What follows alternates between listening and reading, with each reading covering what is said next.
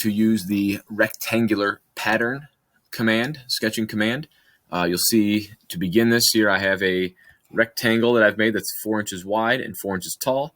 And I've also placed one circle in here, and that circle has a diameter of 1/2 inch. I can see that dimension there as well. All right, so here's how rectangular command works.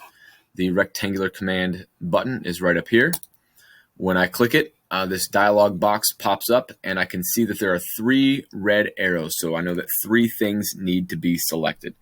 The first thing that needs to be selected is the geometry, which is what do I want to make a pattern of. And a pattern will just create a bunch of copies of this existing shape. So I'm going to make a bunch of patterns or a bunch of copies of this circle here.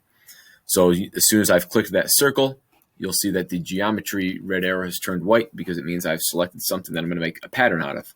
Next, I need to select a direction, direction 1 and direction 2. So I want to make rows of this circle going up, and I want to make columns of this circle going over. So for direction 1, I'm going to select a vertical line. Vertical line is one that's traveling straight up and down, and so I select this vertical line. If you have a situation where it's pointing down and it's going to create a copy outside of this rectangle, I can just choose this button right here, this flip button, and it changes what direction that pattern is going to be. Next thing I'm going to do is choose a direction 2, and the direction 2, I want it to be a horizontal line, so a direction that's traveling left and right. So this I'm going to select for my horizontal line, and you can see right there, it's going outside of the rectangle. I want to flip that, so I'm going to flip my click my flip arrow for direction 2. So now both the patterns are going to be happening inside the rectangle. The next thing I want to look at is this column right here. This is how many copies or how many rows do I want to make of this circle. So I'm going to change this to 4.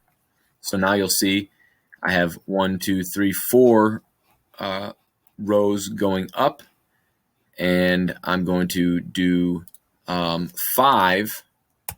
Oops, not 25. I'm going to do 5 for my columns going across.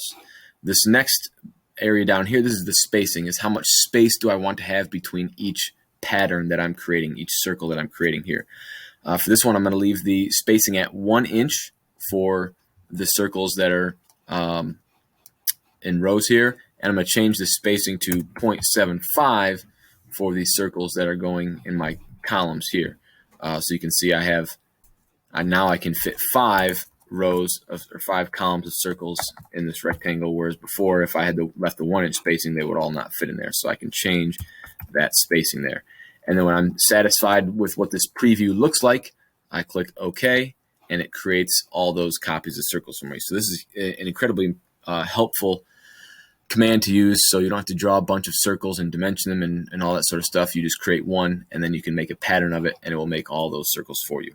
So use this video to help you complete the sketching commands rectangular pattern exercise.